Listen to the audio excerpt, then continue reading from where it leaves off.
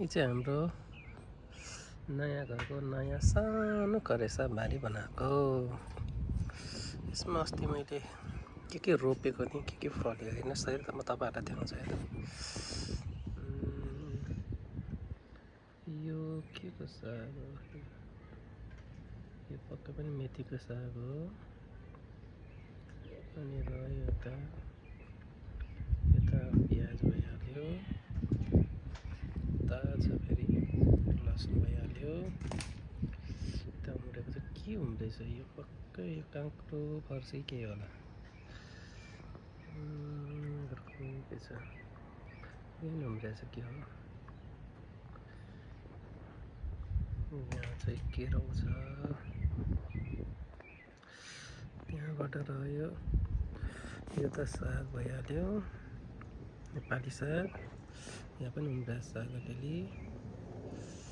अनि त्यसपछि रह्यो धनियाँ चाहिँ एकदम बिस्तारै उम्रिरहेछ। यो ढिलै उम्रिन्छ।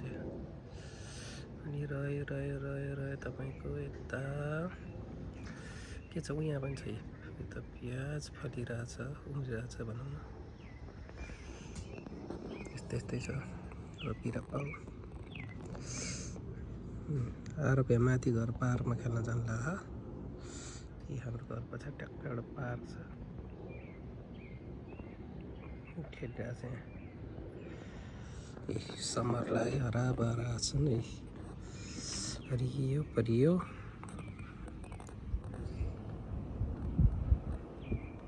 यस्तै छ।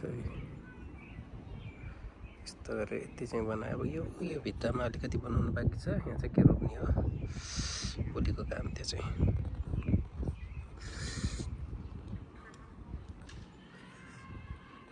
यस्तो छ हेर्नु कस्तो राम्रो हराभरा छ नि होइन।